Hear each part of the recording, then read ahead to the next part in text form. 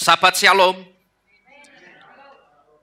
Bapak Yahweh pasti memberkati kita sekalian. Haleluya. Malam hari ini Bapak Ibu Saudara sekalian, kita akan kembali bersama-sama mendengarkan firman Tuhan dan kita akan belajar yang akan mengajar kita bersama-sama tentang Tefilah Avienu. Tefilah Avienu ini seringkali dikenal orang dengan penyebutan doa Bapa kami.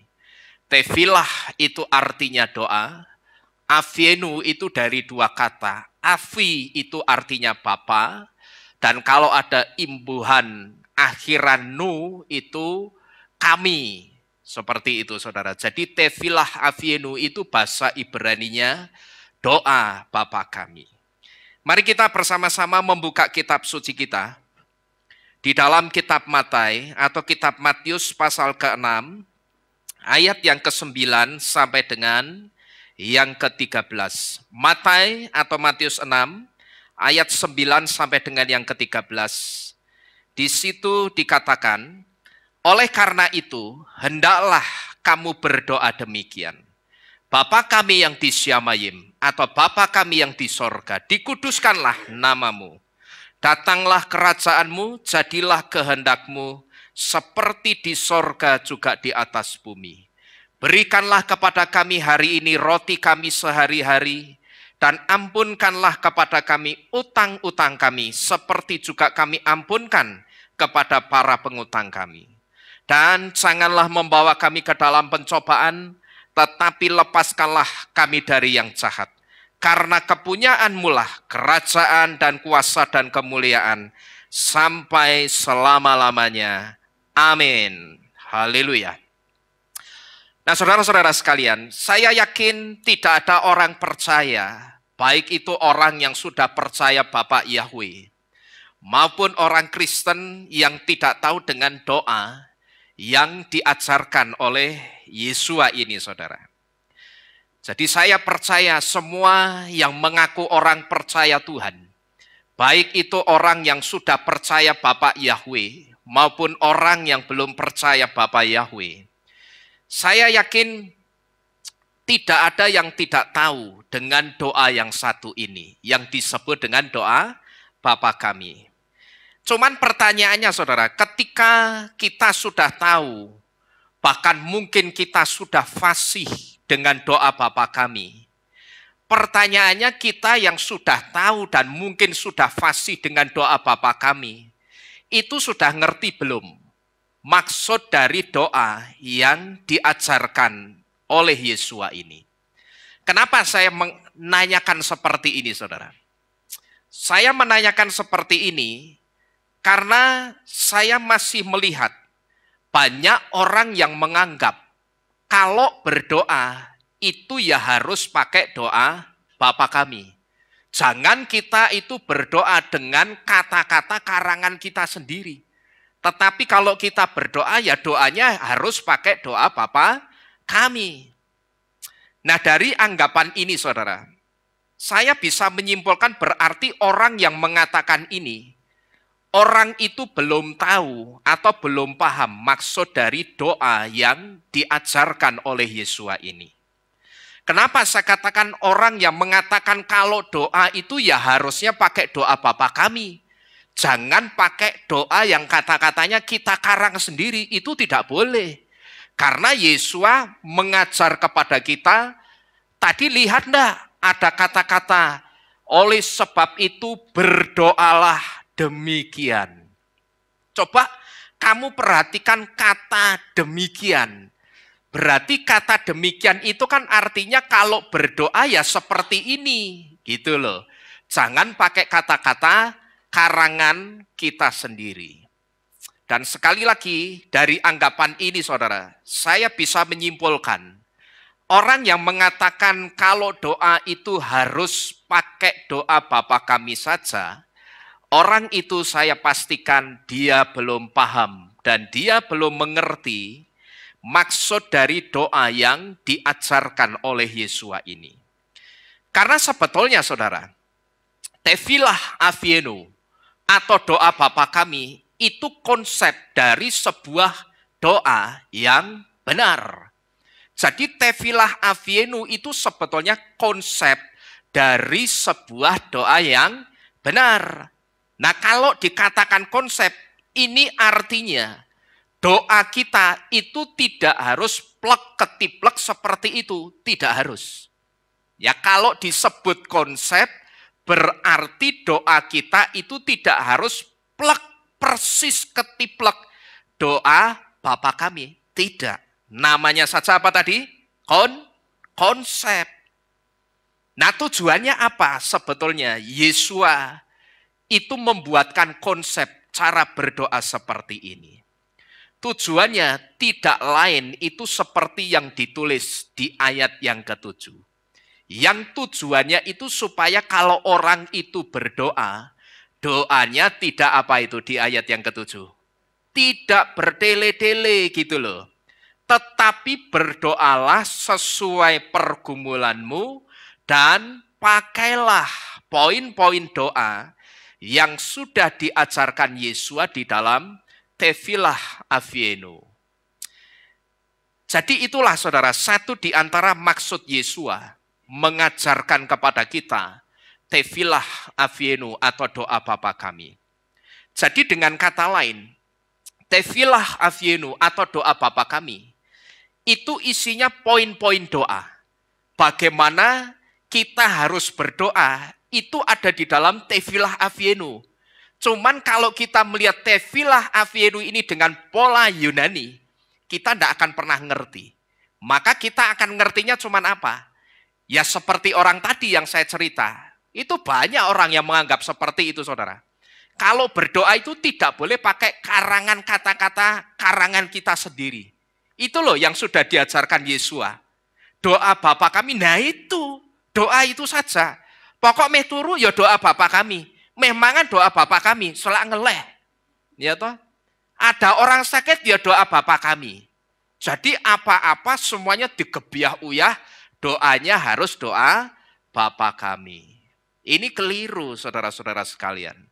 Karena sekali lagi sebetulnya Tefillah Avienu atau doa Bapa kami itu sebetulnya sebuah konsep cara berdoa yang benar. Tidak hanya baik tetapi benar. Karena kalau kita bisa berdoa dengan konsepnya Tefillah Avienu, doa kita itu tidak akan berdele-dele. Dan kalau doa kita tidak berdele-dele, saya bisa menjamin apa yang kita minta di dalam doa kita, itu mesti didengar dan mesti diberkati Bapak Yahweh. Jadi, sekali lagi dengan kata lain, Tefillah Avienu itu isinya poin-poin doa. Nah, kalau isinya poin-poin doa, lalu sebetulnya apa arti dari setiap poin doa yang diajarkan oleh Yesua ini? Kita coba belajar bersama-sama saudara. Setiap poin-poin doa yang diajarkan oleh Yesua. Yang pertama, ketika Yesua mengajar berdoa dengan mengatakan, Bapa kami yang di sorga, dikuduskanlah namamu. Ketika Yesua mengajar kita berdoa dengan mengatakan, Bapa kami yang di sorga, dikuduskanlah namamu. Ini artinya sebelum kita itu minta macam-macam kepada Bapak Yahweh melalui doa kita, yang pertama kali harus kita lakukan, itu bukan kita utarakan permintaan kita yang macam-macam, tetapi kita harus apa dulu ini? Memberkati Bapak Yahweh dulu atau memberkati Tuhan dulu. Caranya memberkati bagaimana? Caranya dengan memuji-muji dan menyembah Bapak Yahweh terlebih dahulu sebelum kita utarakan. Sebelum kita sampaikan apa yang menjadi permintaan kita melalui doa. Jadi ini yang pertama yang ingin Yesua katakan. Sebelum kamu itu minta macam-macam kepadaku, sama Bapakku yang ada di sorga. Yang pertama itu berkati dulu Bapakku. Berkati dulu Bapak Yahweh. Caranya dengan apa? Kita memuji, kita menyembah, kita bermazmur bagi nama Yahweh. Dan ini sekaligus menjadi satu jawaban. Untuk saudara yang mungkin sampai sekarang ini masih bingung dengan satu ayat yang dikatakan begini, berkatilah hai jiwaku. Ya, berkatilah Yahweh hai jiwaku. Saudara pernah dengar ayat-ayat ini? Kata-kata ini pernah dengar ya? Berkatilah Yahweh hai jiwaku. Lalu di situ saudara berpikir, Bapak Yahweh Tuhan kita lah kaya raya. Masa kita mesti ngasih berkat untuk Bapak Yahweh? Kok kita disuruh memberkati Bapak Yahweh? Kan Bapak Yahweh Tuhan kita itu kaya raya. Nah, yang dimaksud memberkati Yahweh itu bukan berkat secara materi, saudara. Tapi berkat untuk Bapak Yahweh itu wujudnya pujian dan penyembahan kita. Itulah berkat untuk Bapak Yahweh, bukan materi. Yang dimaksud berkatilah Yahweh hai jiwaku. Itu bukan berkat secara materi. Toh sekarang ini kita punya materi yang berkelimpahan. Yang memberkati juga siapa? Ya Bapak Yahweh. Maksudnya kita mengasih maneh. Terkecuali beda halnya, beda konsepnya dengan persembahan. Seperti minkah begini ini. Ini sudah beda konsep. Karena saking kita mengasihi Bapak Yahweh melalui harta kita, maka kita pakai harta kita juga untuk memberkati apa? Pekerjaannya Bapak Yahweh, bukan memberkati Bapak Yahweh. Tetapi yang sedang kita berkati apanya Bapak Yahweh tadi? Pekerjaannya Bapak Yahweh gitu loh. Dan saya percaya kalau Bapak Yahweh yang tidak kelihatan, tetapi saudara dengan penuh kasih, dengan penuh iman, saudara berkati pekerjaannya Bapak Yahweh. Saya percaya dari tempat yang tersembunyi juga, yang saudara juga tidak tahu, Bapak Yahweh pun akan memberkati saudara. Saya percaya saudara, ya. Karena untuk satu pribadi yang tidak kelihatan, kalau kita ngasih ke orang yang kelihatan, orang yang ada pengaruhnya, kita kasih sudah wajar, ya toh. Orang membantu kita karena pengaruhnya, lalu kita kasih sesuatu, kita berkati wajar. Karena orang itu kelihatan. Artinya kita bisa memberkati orang itu karena orang itu kelihatan. Kelihatan juga pengaruhnya membantu kita. Tapi Bapak Yahweh secara kasat mata kelihatan atau tidak saudara? Tetapi saudara percaya atau tidak? Rohnya malam hari ini ada di tengah-tengah kita. Saudara percaya? Nah, kalau saudara percaya, saudara berkati pekerjaan Bapak Yahweh, yang seperti ini nih yang dahsyat saudara. Saudara ngasih orang yang kelihatan sudah biasa, wajar. Tapi saudara ngasih pekerjaannya pribadi yang tidak kelihatan, itu iman yang luar biasa. Gitu loh. Karena di situ kita akan diperhadapkan dengan satu iman yang tak berkati ini pribadinya tidak kelihatan. Gitu loh. Itu satu iman yang luar biasa. Ya, jadi beda konsep. Kita memberkati Bapak Yahweh itu yang dimaksud memberkati lewat pujian dan penyembahan.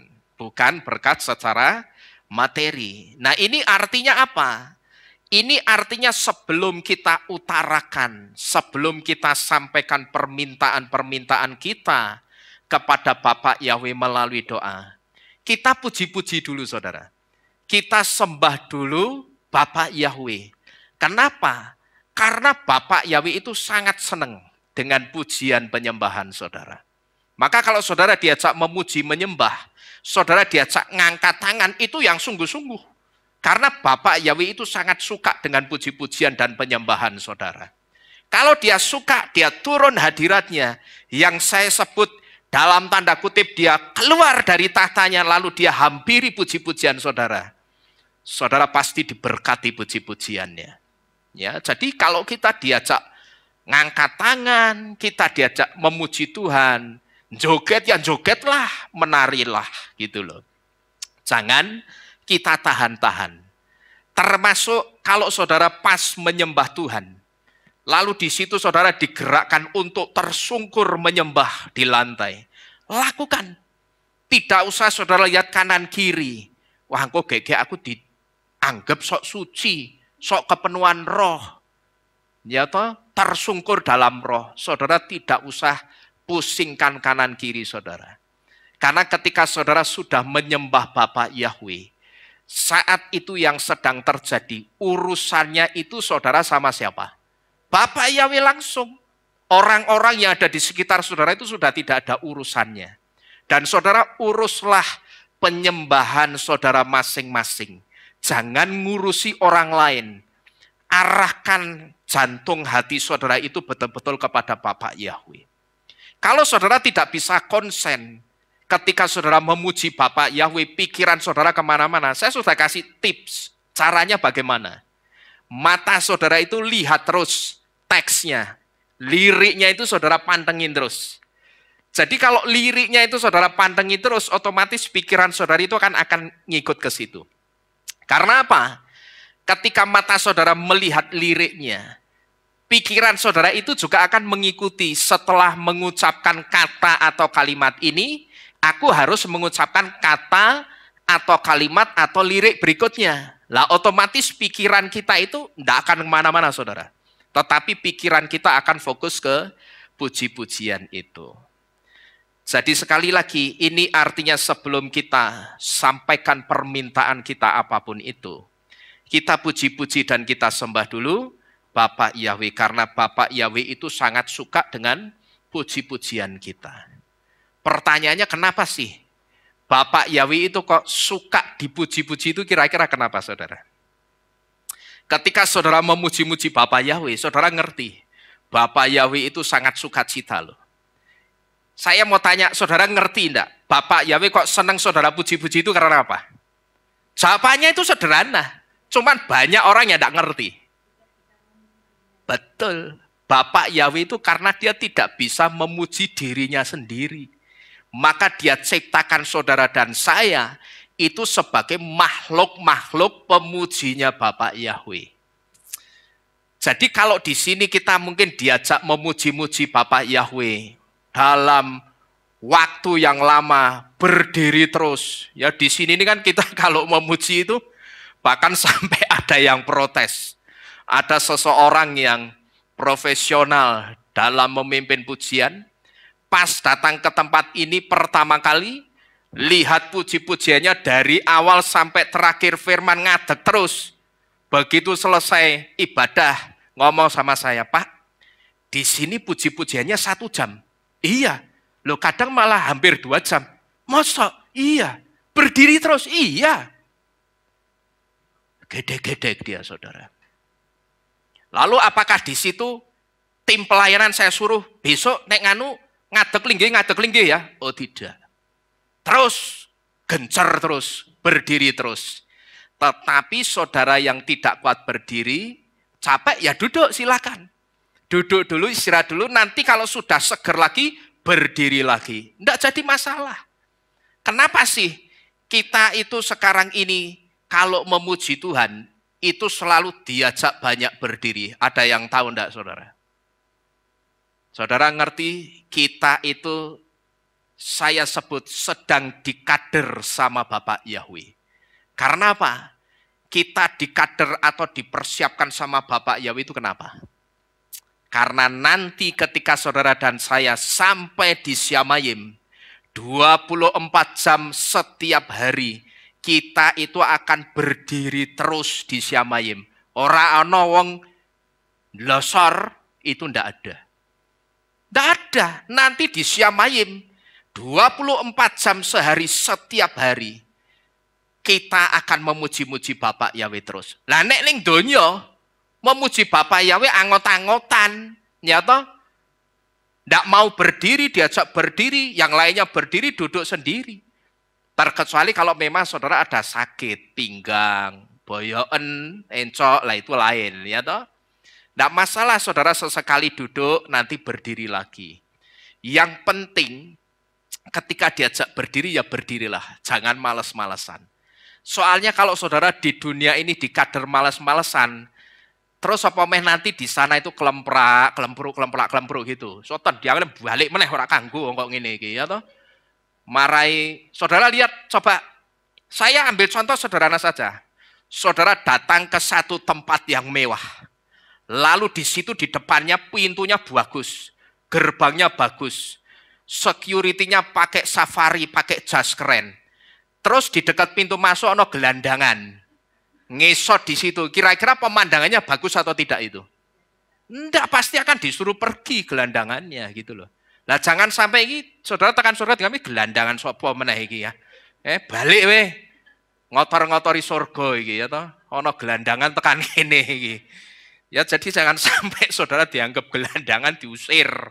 Makanya saudara itu sekarang dikader, dipersiapkan dulu, kuat-kuatlah berdiri gitu loh. Jangan kelempro kayak wong penyakitan gitu loh. Jadi ini yang pertama. Artinya yang dimaksud Bapa kami yang di surga dikuduskanlah namamu. Itu artinya sebelum kita minta macam-macam, kita berkati dulu Bapak Yahweh.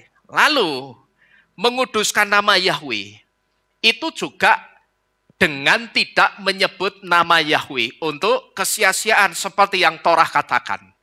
Contohnya untuk kesia-siaan itu apa? Misalkan untuk jaminan utang. Saya misalkan utang sama Pak Damaris. Pak Damaris, saya tolong diutangi 1 miliar. Nanti, Pak Damaris ngutangi saya, Bapak Yahweh mesti berkati Pak Damaris.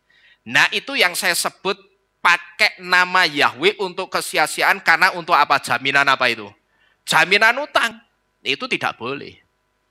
Terus misalkan saudara itu pakai untuk latah-latahan. Ya, atau seringkali kan ada orang yang latah-latahan. Ya saya bersyukur orang yang latahnya kotor itu sudah tidak di sini saudara. Ada orang yang latah-latahan kesandung, Yahweh. Nah, begitu ada itu. Saudara tidak boleh pakai nama Yahweh untuk latah-latahan itu tidak boleh. Kalau saudara kesandung, lalu saudara teriak Hosana, itu malah benar. Karena Hosana artinya apa? Selamatkan aku, gitu loh. Saudara mau keserempet becak, saudara teriak Hosana, malah benar. Jangan saudara pakai nama Yahweh, kesandung sidik mau jatuh, Yahweh. Nah, itu sudah tidak benar, saudara pakai latah-latahan seperti itu tidak boleh saudara ya. Lalu, menguduskan nama Yahweh itu juga dengan cara memanggil nama Yahweh.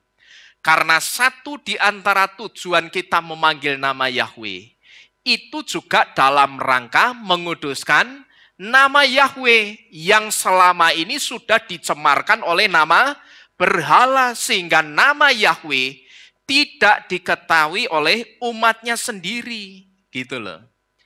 Jadi memanggil nama Yahweh itu sebetulnya juga menguduskan nama Yahweh. Siang tadi saudara, saya sempat berteleponan dengan seseorang cukup lama. Lalu ketika kami coba ngobrol-ngobrol lewat telepon di situ, kami membicarakan tentang satu gereja, saya diceritain, Pak Nino tahu enggak?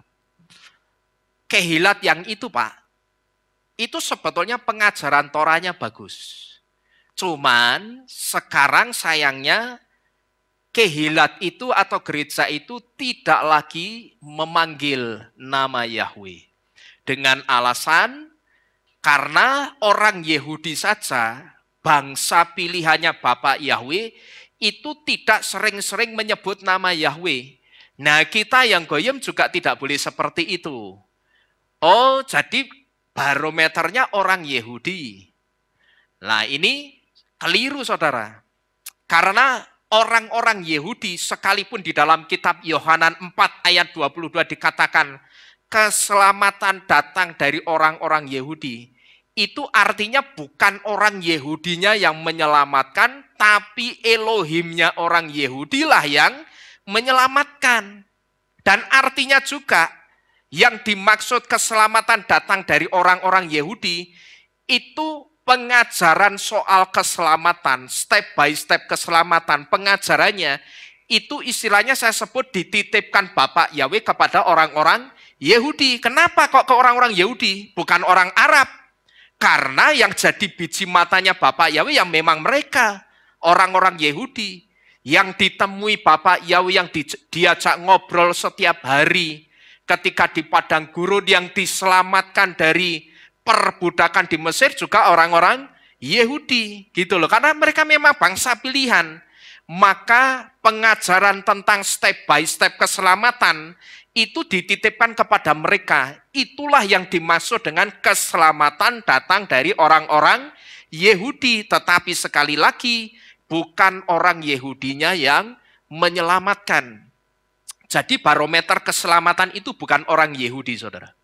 Kalau ada orang Yahudi yang tidak memanggil nama Yahweh, lalu diganti dengan Hashem dan Adonai, kita tidak usah ikut-ikut. Kita ikuti saja apa kata firman. Di dalam kitab Aleph Divrei Hayamim atau kitab 1 Tawarik itu sudah jelas dikatakan. Hodulah Yahweh kir'u bismu. Bersyukurlah kepada Yahweh dan panggillah namanya. Berarti namanya boleh dipanggil atau tidak? Boleh. Yang tidak boleh itu kalau saudara pakai untuk jaminan utang tadi. Lalu saudara pakai untuk latah-latahan. Nah itu yang tidak boleh. Memanggil yang seperti ini tidak boleh, saudara. Toh kita di sini juga memanggilnya tidak sembarangan.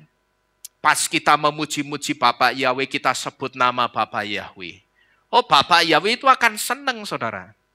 Nanti orang-orang mesianik yang model begini ini, suatu saat itu akan terbentur dengan satu keadaan. Kapan itu? Ketika mereka memberitakan nama Yahweh. Lalu di situ mereka mengatakan, sekarang Tuhan kita tahu enggak? Namanya itu bukan Allah. Karena Allah itu miliknya umat Islam. Sekarang kita harus kembalikan Allah kepada siapa namanya? Umat Islam. Nah kita kembali ke Tuhan kita. Yang namanya Hashem Adonai. Gitu loh. Mereka kan kebentur. Loh, lah Hashem Adonai ki apa? Ya pokoknya Hashem dan Adonai. Lalu orang yang dikasih tahu itu menyelidiki. Ternyata Hashem dan Adonai itu bukan nama. Tapi gelar atau sebutan. Nah disitulah orang-orang pengagung Yahweh. Yang sekarang tidak lagi memanggil nama Yahweh. Itu akan terbentur, saudara. Gitu loh. Karena nama Yahwehnya sudah mereka vakumkan dan mereka ganti dengan Hashem yang artinya nama itu dan Adonai. Jadi ketika Yesus mengajar Bapa kami yang di sorga dikuduskanlah namamu, ini sebetulnya satu petunjuk bahwa Bapa kita yang di sorga itu punya nama. Dan namanya bukan Allah tetapi Yahweh. Saudara yang mendengarkan firman ini dari manapun saudara mendengarkan, kalau mungkin saudara belum tahu soal nama Yahweh, coba saudara bisa melihat di kamus kitab suci bagian belakang di kata Tuhan yang ditulis dengan huruf kapital atau huruf besar semua. Nanti di situ akan dijelaskan bahwa Tuhan yang ditulis huruf besar semua, itu salinan dari Elohimnya Israel yang bernama Yahweh. Ini yang pertama. Kemudian poin doa kedua berikutnya yang diajarkan oleh Yesua. Ketika Yesua mengajar kita berdoa dengan mengatakan, datanglah kerajaanmu. Ini memiliki arti bahwa setelah kita memberkati Bapak Yahweh lewat pujian dan penyembahan kita, mintalah supaya kerajaan atau hadirat Bapak Yahweh itu turun dan hadir dan menyelimuti doa kita. Kalau doa saudara dan saya itu bisa menjadi satu doa yang bisa menggetarkan rohnya Bapak Yahweh. Sehingga Bapak Yahweh itu saya sebut dalam tanda kutip turun atau keluar dari tahtanya dan menghampiri doa saudara. Saya percaya apapun yang kita minta mesti jadi, saudara. Kalau doa saudara dan saya itu bisa betul-betul menggetarkan rohnya Bapak Yahweh, sehingga Bapak Yahweh di situ turun dan menghampiri doa kita, saya sangat percaya doa kita apapun itu mesti jadi. Ini yang kedua. Kemudian yang ketiga, ketika Yesua mengajar kita berdoa dengan mengatakan, jadilah kehendakmu seperti di sorga juga di atas bumi. Di sini Yesua itu sedang memberitahu, ketika kita minta apapun di dalam doa kita, semua yang kita minta itu kembali kepada otoritas atau kehendaknya Bapak Yahweh, bukan kehendak kita, bukan saudara. Maka di sini saudara, ada satu pertanyaan yang ingin saya tanyakan kepada saudara. Ketika kita mengatakan jadilah kehendakmu, kita mengatakan jadilah kehendakmu ini beneran atau tidak? Kita itu berani menerima kehendaknya Bapak Yahweh yang jadi. Ya, ini satu pertanyaan. Seringkali kan kita ketika berdoa minta macam-macam, lalu di situ kita sudah diajar bahwa ketika kita minta apapun, nanti keputusannya itu kembali kepada apanya Bapak Yahweh itu. Kehendak atau otoritasnya Bapak Yahweh, gitu loh.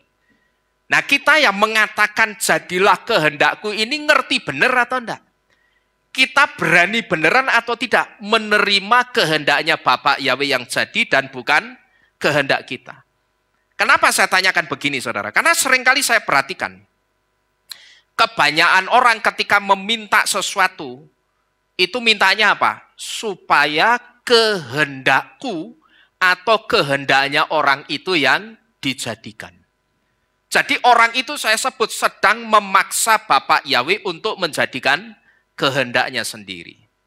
Sehingga tidak jarang juga saudara saya perhatikan, ketika Bapak Yahweh itu tidak menjadikan kehendaknya orang itu, yang sering kali terjadi, orang itu mutung, orang itu marah lalu meninggalkan Tuhan.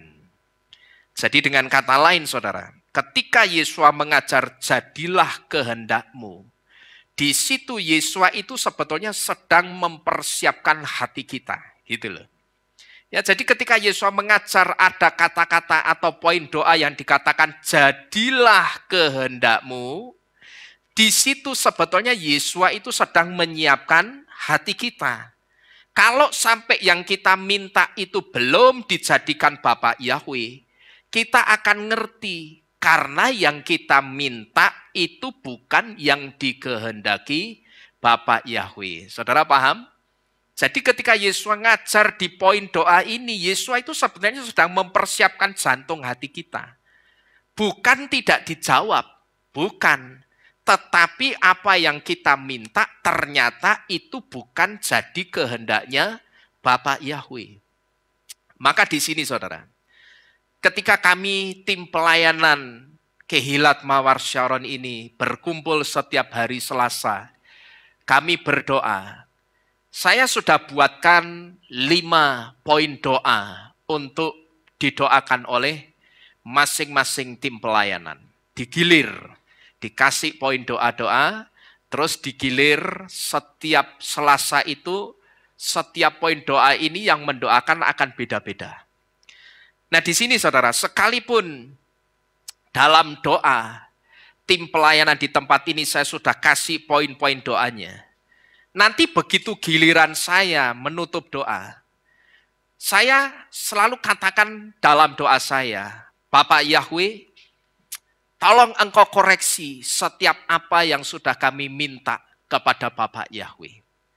Kalau menurut Bapak Yahweh dari apa yang kami minta, itu tidak sesuai dengan yang Bapak Yahweh kehendaki untuk pekerjaanmu di tempat ini. Ya tolong Bapak Yahweh tunjukkan kami harus meminta seperti apa kepada Bapak Yahweh. Kalau belum, ya tolong tunjukkan yang tidak sesuai itu yang mana. Kenapa saya mengatakan seperti ini saudara? Dengan kata lain, saya itu sedang minta dituntun Bapak Yahweh. Yang engkau ingini untuk kami minta kepadamu itu yang seperti apa? Nah, kenapa saya minta seperti ini, saudara? Karena saya percaya satu hal. Kalau yang kami minta di tempat ini sudah sesuai dengan yang diingini Bapak Yahweh untuk pekerjaannya di tempat ini, mesti jadi semua. Karena apa yang kami minta memang itu yang dikehendaki Bapak Yahweh untuk kami minta. Maka saya sering minta, kalau dari apa yang kami minta ini, ada yang Bapak Yahweh pandang tidak pas, tidak sesuai dengan apa yang Bapak Yahweh ingini dan kehendaki. Tolong Bapak Yahweh koreksi dan tunjukkan kepada kami Roh Kudus. Kami itu harus minta apa dan minta seperti apa yang Bapak Yahweh pengen itu seperti apa.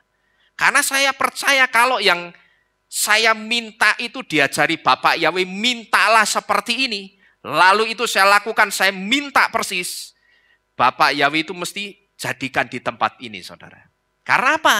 Yang saya minta itu yang memang dikehendaki oleh Bapak Yahweh. Jadi barangkali saudara sampai sekarang ini masih menunggu jawaban doa saudara.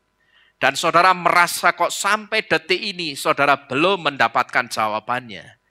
Coba tidak ada salahnya untuk saudara itu minta. Saudara ngomong sama Bapak Yahweh.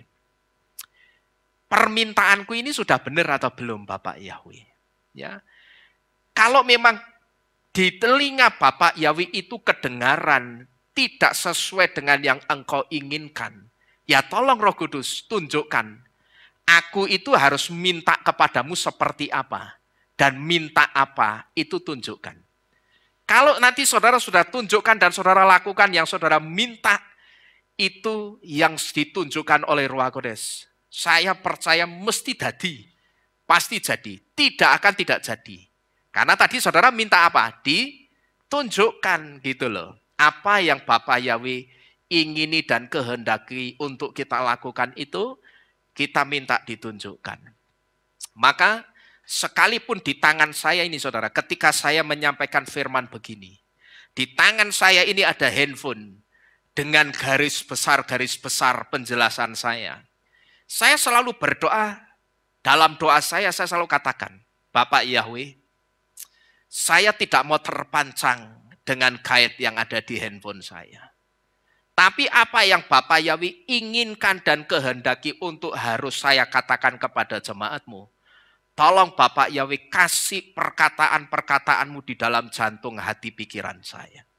Dan buatlah jantung hati dan pikiran saya itu bisa ngerti dengan hikmatmu, apa yang harus saya katakan kepada jemaatmu. Itu yang selalu saya minta saudara. Sekalipun saya sudah punya garis besar yang saya catat untuk saya kasih penerangannya. Tetapi saya selalu katakan firman-Mu itu kaya, luas dan luar biasa dalam. Tidak terbatas hanya dari catatan saya. Tidak terbatas dari catatan garis besar saya. Tidak.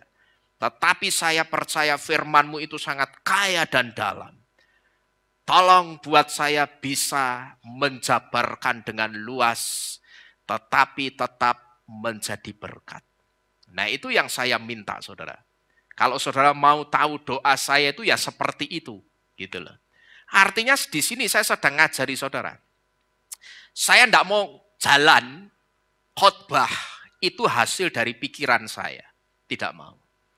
Saya mau pokok yang Bapak Yahweh pengen untuk saya katakan ya tolong. Jantung hati pikiran saya itu dibuat ngerti saya mesti ngomong apa. Kasih perkataan-perkataanmu. Karena saya percaya saudara kalau semua itu bukan hasil pemikiran manusia saya. Tapi betul-betul hikmatnya Bapak Yahweh. Saudara pasti akan diberkati. Tapi kalau pikiran manusia saya yakin saudara tidak akan diberkati. Jadi saya percaya sekali lagi kalau yang kita minta itu sudah sesuai yang dipinginkan Bapak Yahweh untuk pekerjaannya di sini. Saya ambil contoh tadi. Saya percaya semuanya mesti dijadikan Bapak Yahweh. Kemudian berikutnya saudara. Ketika Yesus mengajar kita berdoa dengan mengatakan, berikanlah kepada kami hari ini roti kami sehari-hari. Poin doa ini membawa satu pesan untuk kita. Supaya kita apa? Jangan apa ini? Jangan serakah kalau minta berkat. Gitu loh. Nah saudara-saudara sekalian, melalui poin doa ini saudara. Kalau saudara jeli, sebetulnya kita itu sedang diingatkan dengan satu peristiwa. Ketika pada waktu itu orang-orang Israel itu serakah dengan mana yang mereka kumpulkan. Ya, kalau saudara jeli dengan poin doa yang keberapa ini? Kelima atau keempat ini ya. Yang diajarkan Yesus, berikanlah kepada kami hari ini roti kami sehari-hari. Ini ada pesan pentingnya. Kita itu jangan serakah kalau minta berkat. Dan sebetulnya kita itu sedang diajak untuk melihat, sedang diingatkan dengan satu peristiwa ketika orang-orang Israel waktu itu serakah dengan mana yang mereka kumpulkan.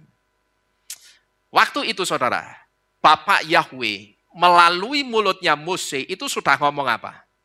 Kumpulkanlah mana sesuai dengan apa? Sesuai dengan apa? Kebutuhanmu. Kalau bahasanya kitab suci itu disebut kumpulkanlah mana sesuai dengan kemampuan makanmu.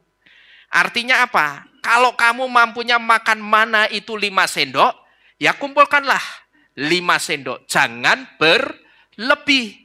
Nggak usah kamu kumpulkan sampai turah-turah itu nggak usah. Karena kalau sampai sisa, lihat saja. Besok pagi-pagi, mana itu akan busuk dan mana itu akan berubah jadi apa itu? Jadi ulat, singgatan gitu loh saudara. Nah tetapi pada waktu itu, apakah orang-orang Israel itu semuanya gubris atau mengindahkan himbauannya Mose saudara? Rupanya tidak. Ada orang-orang Israel yang tidak mengindahkan atau tidak menggubris himbauannya Mose. Mereka berpikir apa? Tak ngumpul ke mana sing akeh ah. Benek mengko bengi wetengku kelitian ana panganan. Ya toh? Tak ngumpulin mana yang banyak ah. Biar nanti malam kalau perutku lapar ada yang dimakan, ada makanan. Tetapi ternyata yang terjadi apa?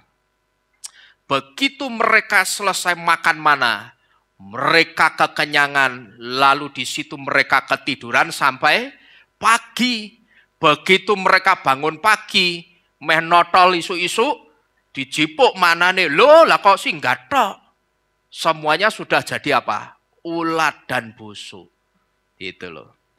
Jadi ini sebetulnya sedang memberitahu kita, kalau kita minta berkat itu jangan apa itu? Jangan serakah. Dan serakahnya orang Israel itu saya sebut, inilah cikal bakal dari orang-orang yang sekarang ini kena komplikasi penyakit kere, saudara. Ya, sing jenenge apa itu? Asam urat, terus apa mana itu?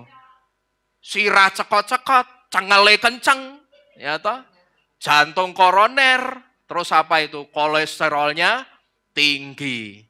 Jadi sebetulnya serakahnya orang-orang Israel dulu itu cikal bakalnya orang-orang zaman ini yang ikut-ikutan serakah. Ya, minta berkat banyak-banyak, terus makan berkatnya itu ndak ngontrol gitu loh. Sehingga sekarang ini banyak orang-orang yang kena komplikasi penyakit kere, ngerti tidak saudara? Lah karena apa? Karena Bapak Yahweh itu sudah ngomong. Kalau kamu minta berkat dan makan berkatnya Bapak Yahweh, itu secukupnya. Jangan serakah. Pokok sudah kenyang ya sudah. Nggak usah sampai nandon gitu loh. Nandon nanti untuk nanti, ya toh? Nah, orang Israel kan dulu begitu. Mereka berpikir, wah langkung bengi, mana turunnya pagi hari. Nanti malam nek wetengku kelidian piye? Kumpulin yang banyak. Pakai bagi sudah tidak cukup, ditaruh di kaosnya begini. Ya toh? Bahkan nek kaos tidak cukup, cawete dienggo wadah manasisan. Bosok diwadahi ning kono, ya toh? Bapak Yahweh itu sudah ngomong, kalau kamu makan berkatnya Bapak Yahweh itu boleh-boleh saja, tetapi makanlah secukupnya. Tetapi karena biasanya orang itu yang biasanya orang yang kena komplikasi penyakit kere itu cangkemnya celutak, saudara, ya. Karena mulutnya itu tidak bisa dikontrol untuk makan secukupnya, akhirnya kena komplikasi penyakit kere, ya toh? Apa wae itu? Asam urat. Ya, asam urat ini kalau makannya kita secukupnya, asam urat itu pantangannya apa sih sebetulnya? Kacang, terus apa? Apa itu? Godong apa itu? Kangkung. Apakah kita tidak boleh makan kangkung? Kacang boleh. Tapi secukupnya. Cuman karena celutak, Wangan kabeh ya toh, ndak bisa ngontrol mulutnya, gas-gasan gitu loh. Aluamah akhirnya kena komplikasi penyakit kere, ya toh. Ngene iki nek mendoake bingung juga loh, ya toh. Sambate wis kuwi tok ngaruwara. Sebetulnya komplikasi penyakit kere itu obatnya gampang, ya toh. Saudara bendeli 100.000 sak bendel, isinya 1 juta, tulisi 3 kali sehari habiskan, mari mesti. Lo ndak percaya? Coba, ora usah nganggo obat. Ya toh, sak bendel cepek jingan 10, wadai plastik tulisi 3 kali sehari habiskan. Wah, orang sakit apapun mari tak jamin. Wong ediane mari ya waras kok. Ya toh. Jadi sebetulnya ini sedang memberitahu kita, jangan kita itu serakah. Ketika Yesus ngajar berikanlah kami roti sehari-hari, bukan roti sebulan ini. Ya toh, enggak ditulis berikanlah kami roti sebulan ini atau berbulan-bulan ke depan, atau berikanlah kami roti selama 12 bulan ke depan. Nanti kami akan minta lagi tahun depan. Tidak, Yesus ngomongnya apa? Sehari-hari gitu loh. Ini sedang memberitahu kita juga, hari ini berkatnya sendiri. Besok itu ada berkatnya sendiri juga. Kalau serakah ya mesti kena penyakit kering ini. Kemudian berikutnya, ketika Yesus mengajar berdoa dengan mengatakan, dan ampunkanlah kepada kami utang-utang kami, seperti kami juga mengampunkannya kepada para pengutang kami. Ini membawa satu pesan yang sangat indah, saudara. Ya, sebetulnya di poin doa ini membawa satu pesan yang sangat indah dan sangat dalam. Pesan indahnya apa? Coba kita bandingkan dulu terjemahan kitab LAI dan ILT dari kitab Matius pasal 6 ayat 12. Saudara buka kitab suci saudara masing-masing. Sekarang saudara tab pasal ayat 12. Matius 6 ayat 12-nya. Saudara tab sampai jadi biru begini. Lalu saudara pencet garis 3 ini untuk membandingkan dengan terjemahan LAI yang TB. Yang ILT 3 saya bacakan. Dan ampunkanlah kepada kami apa itu? Utang-utang kami seperti juga kami ampunkan kepada para pengutang kami. Lalu yang LAI punya, di situ dikatakan, dan ampunilah kami akan apa itu? Kesalahan kami, seperti kami juga mengampuni orang yang bersalah kepada kami. Sekarang saya tanya, saudara ngerti bedanya enggak kira-kira? Kalau yang ILT yang minta diampuni apanya itu? Halo? ILT punya yang minta diampuni apanya? Utang-utangnya. Tapi kalau LAI yang minta diampuni apanya? Kesalahannya. Di sini saudara, kitab ILT itu lebih tepat terjemahannya dibanding kitab LAI. Ya, yang dikatakan ampunilah, apa itu? Ampunkanlah kepada kami utang-utang kami. Ini lebih tepat terjemahannya dengan kata ampunkanlah utang-utang kami ketimbang ampunilah kesalahan kami. Lebih benar ini, ampunilah utang-utang kami. Kenapa kok yang lebih benar ampunilah utang-utang kami? Ya cuman maksudnya itu apa? Kenapa yang lebih benar itu ampunkanlah utang-utang kami? Kira-kira apa kaitannya antara utang yang ditulis oleh ILT dan kesalahan atau dosa yang ditulis oleh LAI? Itu kaitannya apa? Nah, untuk menjawab ini saudara, kita tidak bisa melihat pengajaran Yesus yang dikatakan ampunkanlah utang-utang kami. Kita tidak bisa melihat pengajaran ini dari perspektif Yunani. Dari pola pengajaran Yunani tidak akan pernah bisa. Karena kalau kita melihat dari pola Yunani, di situ kita akan berpikir apa? Loh, kalau kita bicara minta pengampunan, yang benar itu kan yang diampuni dosa-dosanya atau kesalahannya. Masuk enggak di akal kita? Masuk, itu kalau kita pakai pola Yunani. Kalau soalnya diampun ke utangnya, senengen. Ya toh, utang diampuni rasa dibayar senengen, gitu loh. Ini salah ini terjemahannya. Kita mengatakan salah atau orang mengatakan salah karena melihat kata-kata ampunkanlah utang-utang kami itu dari pola Yunani. Tapi kalau saudara melihat kata ampunkanlah utang-utang kami dari perspektif Ibrani, nanti di situ saudara akan melihat betapa indahnya anugerah keselamatan yang Bapa Yahweh itu berikan kepada kita.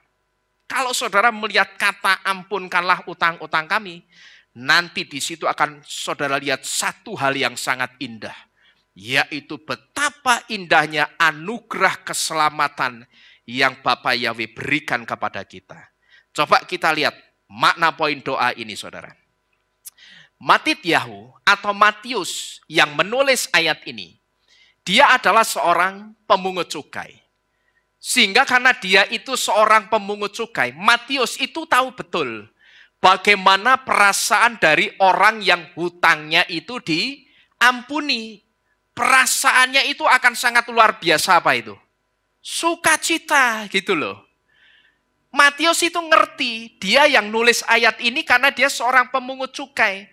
Dan ketika ada orang yang punya utang yang banyak, lalu tiba-tiba dia mendapatkan amnesti atau mendapatkan pengampunan untuk utangnya dan dianggap lunas, saat itu orang yang punya utang banyak itu akan dengan sangat sukacita. Perasaannya itu sangat sukacita. Coba kita baca. Matius 18, 24-27, di situ dikatakan, dan ketika dia mulai mengadakan perhitungan, dibawalah kepadanya seorang penghutang 10.000 talenta. Berapa talenta itu? Saudara catat, 10.000. Dan karena dia tidak mampu membayar, tuannya memerintahkan agar dia dan istrinya dan anak-anak, serta segala sesuatu sebanyak yang ia miliki, juga dijual untuk dibayarkan. Berarti kalau saudara melihat ayat 25 ini, utang 10.000 talenta itu banyak atau enggak? Banyak, sangat banyak sekali. Nanti saudara akan ngerti berapa banyaknya. Kemudian dengan tersungkur hamba itu menyembah kepadanya seraya berkata, ya Tuhan, bersabarlah terhadap aku pun akan membayar semuanya kepadamu. Ayat 27, maka karena digerakkan oleh belas kasihan, Tuhan hamba itu membebaskan dia dan mengampunkan utang itu kepadanya. Nah di sini saudara, Yesua itu sedang menceritakan tentang seseorang atau seorang hamba yang punya utang berapa ini? 10.000 talenta yang utangnya waktu itu diampuni oleh tuannya, dianggap lunas. Nah sebetulnya tuan yang digerakkan untuk mengampuni atau menghapus utang hambanya ini, jantung hatinya tergerak. Itu bukan semata-mata karena hamba itu tersungkur menyembah sang tuannya. Itu bukan. Ya bukan semata-mata karena itu. Tetapi karena tuan itu juga berpikir, kalaupun hambaku ini bekerja, dan ketika dia mendapatkan gajinya, lalu seluruh gajinya itu tidak dipotong sedikit untuk nambel utang. Tapi gajinya itu tidak diambil semua, tapi semuanya dipakai untuk bayar utang. Pasti tidak akan pernah bisa utangnya itu terbayarkan, bahkan sampai hamba itu apa ini? Mati. Sampai hamba itu mati, utangnya yang 10.000 talenta. Katakanlah setiap bulan dia bayaran, dia tidak ngambil bayarannya, tapi semua bayarannya 100% dipakai untuk nyicil utang. Sampai mati, hamba itu tidak akan pernah bisa melunasi utangnya. Kenapa kok hamba itu tidak akan pernah bisa melunasi hutangnya? Karena kalau hamba yang berhutang itu pengen melunasi hutang dari hasil kerjanya, atau dia pengen melunasi utangnya pakai seluruh gajinya, maka hamba itu harus nyicil utangnya kurang lebih selama berapa ini? 164.384 tahun. Dan ini sangat tidak memungkinkan. Bukan setahun rong tahun, tetapi 164.000 tahun, 164.384 tahun. Dan ini sangat tidak memungkinkan. Kok bisa? Kalau mau dilunasi itu mesti 164.384 tahun. Itu dari mana? Coba kita lihat cara menghitungnya. Di sini saudara, utang hamba tersebut adalah sekali lagi berapa ini? Kita baca 10.000 talenta. Sedangkan 1 talenta, kalau didinarkan, dikruskan ke dinar, nilainya 1 talenta itu 6.000 dinar. Ngerti ini dari mana? Nanti saudara kalau punya kitab suci yang bentuk buku, saudara buka di kamus bagian belakang. 1 talenta itu berapa dinar? Nah, 1 talenta itu nilainya kurang lebih 6.000 dinar. Dan inilah upah harian pekerja kasar. Jadi, kalau dijumlah jumlah utang hamba itu, kalau dalam dinar nilainya berapa ini? 60 juta dinar. Dari mana 60 juta dinar? Dari 10.000 talenta yang adalah utangnya, lalu dikuruskan ke dinar. Yang 1 dinarnya 6.000. Jadi 10.000 kali 6.000 dinar, ketemunya 60 juta dinar. Ini baru total utangnya, saudara. Ya, ini baru total utangnya. Saudara ingat-ingat, total utangnya kalau didinarkan berapa itu? 60 juta. Saudara catat ini. Nah, sekarang lamanya waktu melunasi, kita hitung. 1 tahun, katakanlah saya pakai perhitungan internasional. 1 tahun itu 365 hari. Jadi kalau 60 juta dinar itu sama dengan berapa ini? 60 juta hari. Dan 60 juta hari ketika dibagi 1 tahun 365 hari ketemunya ini. 164.384 tahun. Gitu loh. Dan ini sama dengan apa? 27,5 kali zamannya Adam sampai zaman kita sekarang ini. Zaman Adam sampai zaman kita sekarang ini kurang lebih 6.000 tahun. Nah, dari 164.384 tahun, dibagi 6.000 tahun itu ketemunya 27,5 zaman. Ya, jadi 27,5 kali zamannya Adam sampai zaman kita. Sekarang ini kita berdiri duduk di sini, itu 6.000 tahun. Kalau itu dibagi 60 juta hari, itu ketemunya 164.384. Nah, kalau 164.000 sekian dibagi zamannya Adam yang 6.000 tahun, ketemunya 27,5 kali zamannya Adam. Jadi Adam itu mesti hidup 6.000 tahun, ya toh? Mati, urip meneh, mati meneh sampai 27,5 kali. Gitu loh, saudara. Jadi kalau tidak dianggap lunas, kalau tidak dihapus hutangnya, hamba itu tidak akan pernah bisa melunasi. Jadi tuannya itu digerakkan untuk menghapus utangnya. Itu bukan semata-mata karena dia melihat hambanya itu tersungkur. Itu bukan, saudara. Toh kalau saudara lanjutkan ceritanya, nanti hamba itu akan tetap diwajibkan membayar utangnya sampai lunas. Karena apa? Ternyata begitu utangnya dianggap lunas, dihapus sama tuannya, dia keluar dari habis ketemu sama tuannya, dia keluar rumah tuannya, dia ketemu dengan sesama penghutang yang lain.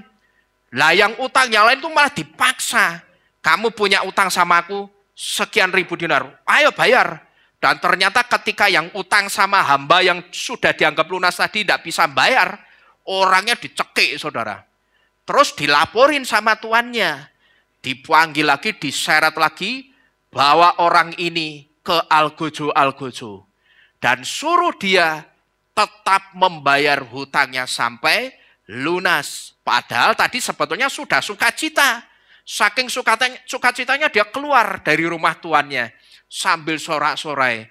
Tapi begitu dia lihat, loh, Pak subur utang karo aku bayar. Warani ya toh, bayar utangmu. Ya, aku dong dedet, ora iso, cekek saudara.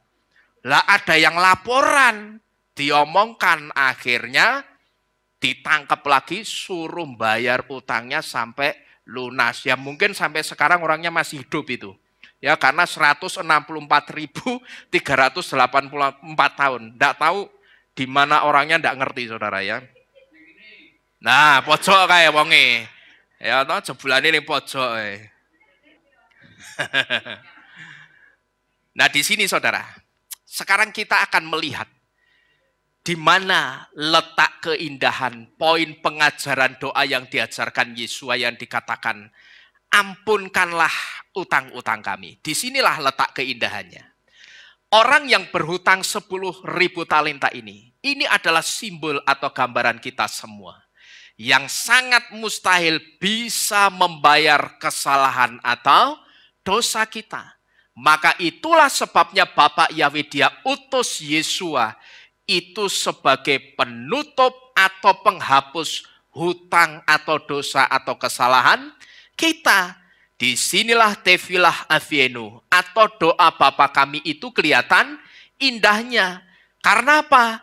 Karena hutang kita yang tidak mungkin sanggup kita bayar, tetapi dianggap apa ini? Lunas oleh Bapak Yahweh melalui pengorbanannya Yesua.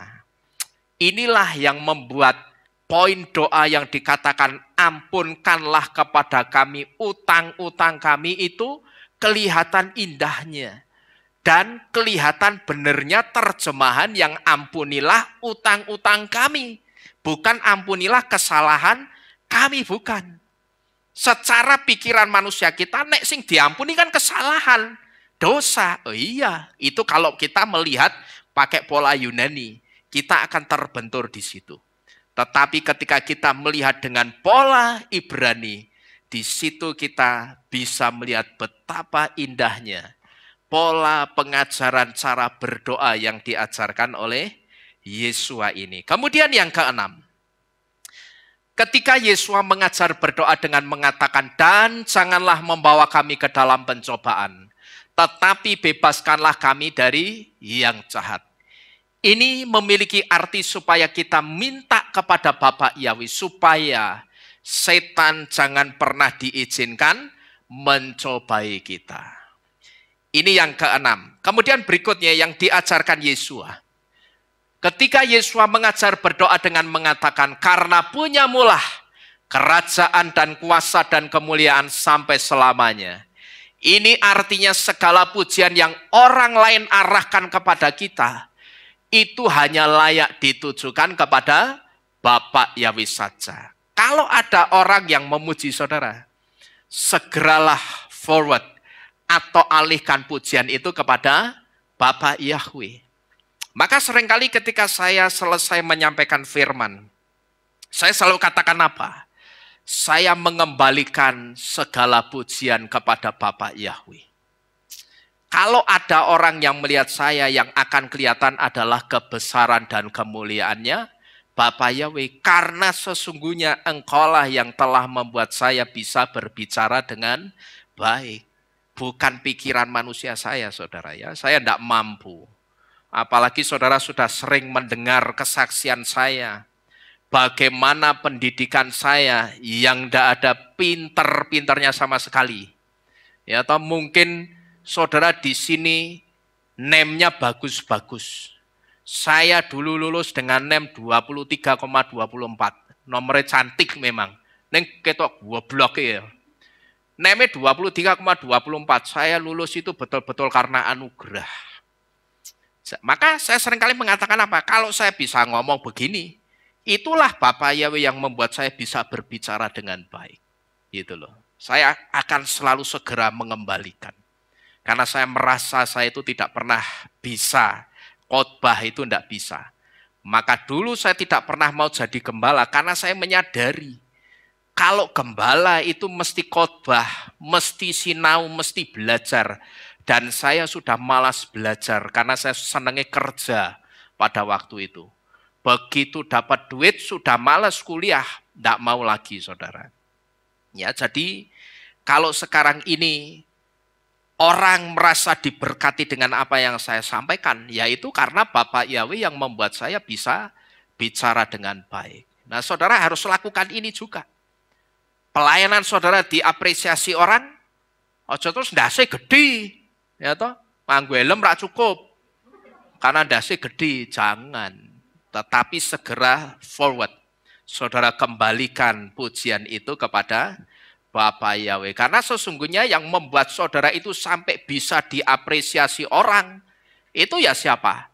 Ya Bapak Yahweh. Ya.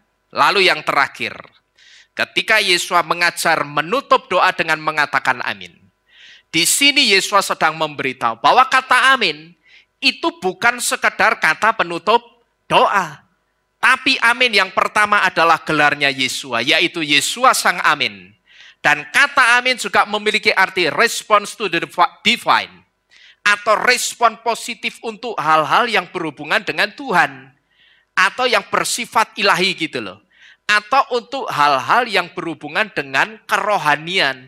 Atau untuk hal-hal yang berhubungan dengan masalah iman.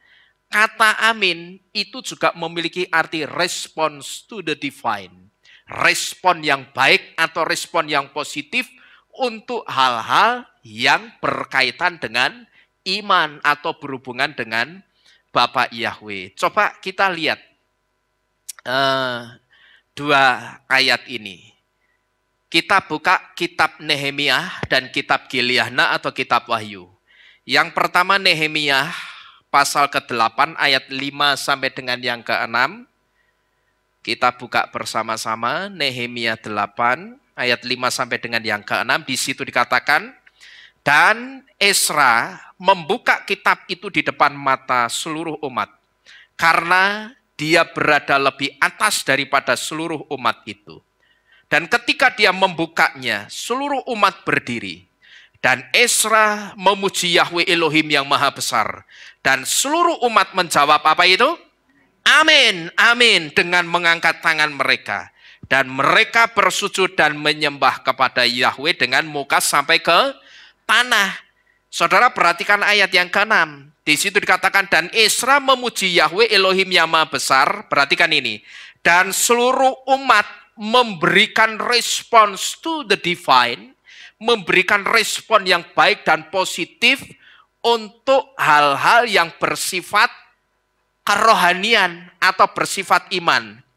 Apa itu hal-hal yang bersifat rohaninya? Ketika Esra mengangkat apa itu? Membuka kitab itu, gitu loh. Begitu kitabnya dibuka, diangkat, lalu Esra memuji kebesaran Bapa Yahweh. Di situ seluruh orang-orang Israel yang ada itu berkata apa? Amin, amin, atau amin, wa amin. Amin dan amin. Nah kata amin, amin yang diucapkan oleh orang-orang Israel pada waktu itu, itulah yang disebut dengan response to the divine. Atau respon positif untuk hal-hal yang berhubungan dengan Bapak Yahweh atau masalah rohani atau masalah iman. Dan ini sekaligus memberitahu kita, kalau saudara ketika mendengarkan firman Tuhan, saudara sedang memuji Tuhan, saudara merasa diberkati, saudara jangan pernah malu untuk mengatakan amin, itu jangan malu. Jangan ditahan. Jangan juga dengan suara yang lirih. Aku isin liyane ora muni amin, sing muni amin aku tok. Ndak perlu seperti itu. Karena respon kita masing-masing itu yang akan dilihat Bapak Yahweh. Saudara amini dengan penuh kata-kata iman, itu dahsyat dampaknya saudara. Luar biasa. Karena amin itu artinya juga terjadilah, gitu loh. Tetapi saya juga ingin memberitahu, jangan hanya kita itu seringkali mengaminkan kalau firman-Nya hanya bicara berkat-berkat. Wah, itu saya sebut orang yang mainstream, orang yang biasa, orang yang mainstream, bukan orang yang anti mainstream. Kalau orang mendengarkan berkat dia ngomong amin, biasa enggak kira-kira? Biasa. Tapi coba saya tantang saudara. Ketika saudara merasa tertempelak oleh firman. Firman itu menegur saudara keras. Saudara berani tidak mengatakan amin? Ayo berani enggak? Halo? Ngomongnya enggak berani kenceng. Sebetulnya yang anti mainstream begitu. Kalau saya memang sudah biasa dengan yang keras-keras itu biasa. Maka justru kalau saya mendengarkan yang orang misalkan khotbah, ngomongnya berkat terus, saya ngantuk, saudara. Ngerti tidak? Saya justru ngantuk. Tapi bukan berarti saya tidak butuh berkat. Gitu loh. Saya butuh berkat. Karena hidup saya dan hidup saudara, itu kita hidup cuman dari berkatnya Bapak Yahweh. Amin. Kita cuman hidup dari berkatnya Bapak Yahweh. Cuman saya tidak mau membangun iman saya itu di atas dasar berkat. Itu tidak mau. Karena kalau saya membangun iman saya cuman di atas dasar berkat, saya sebut saya sedang meletakkan pondasi yang fragile. Saudara ngerti artinya fragile? Rapuh gitu loh. Nanti kalau saya tidak diberkati, saya bisa enggak meninggalkan Bapak Yahweh, saudara? Bisa. Lah berkati Bapak Yahweh kok mandek? Seperti seorang mu'alaf yang kemudian kembali lagi ke imannya yang lama. Gara-gara apa? Ekspektasi dan realitanya ketika dia masuk ke Kristen tidak seperti yang dia bayangkan. Tidak seperti ekspektasinya. Realitanya dia akan berpikir diundang kemana-mana terus diamplopi akeh. Nah ternyata orang sing ngundang, ditawak-tawake gitu loh. Tapi tidak ada yang ngundang dengan sendirinya karena tidak terlalu menarik kesaksiannya. Akhirnya dia kembali lagi disodori sesama temannya, sesama imannya. Wis, kamu balik lagi ke imanmu yang lama. Nita kasih duit, diterima saudara. Akhirnya kembali lagi. Sekarang orangnya sudah awarawarahum, ya. Saya dengar sudah awarawarahum, saudara. Benar loh? Lebih benar, ALM itu kan awarawarahum, toh? Lah iya. Maka kenapa saya tidak mau membangun iman saya di atas dasar berkat? Itu rapuh.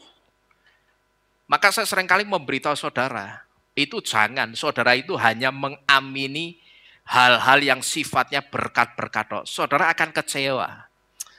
Ya, jadi kenapa kita itu tidak boleh membangun iman kita itu cuma di atas dasar berkat-berkat? Ya begitu. Membangun di atas dasar firman yang lucu-lucu. Loh saya itu kan ya seneng guyon tau saudara ya.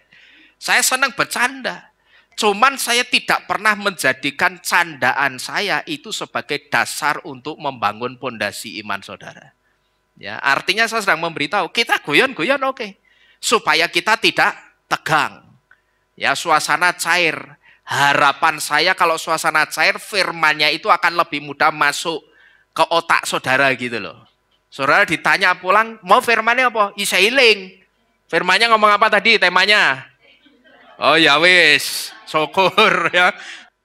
Jadi Bapak Ibu Saudara sekalian, ya ketika kita memiliki satu pergumulan, dan pergumulan itu kita bawa dalam doa, sebetulnya saudara, tanpa kita sadari, begitu saudara membawa pergumulan saudara itu di dalam doa, apa yang sedang terjadi saudara? Saudara itu sedang meletakkan pergumulan saudara itu di ranahnya Bapak Yahweh. Ya. Saudara sedang meletakkan pergumulan saudara itu di ranahnya Tuhan. Dan saya percaya saudara, apapun yang kita letakkan di ranahnya Bapak Yahweh melalui doa kita, semua itu pasti bisa dijadikan Bapak Yahweh. Asal ada dua hal. Yang pertama, yang kita minta itu tidak benturan dengan aturannya Bapak Yahweh. Tidak benturan dengan Torah, mesti jadi. Ya, kita minta, ya toh, jangan benturan dengan aturannya Bapak Yahweh. Mesti jadi.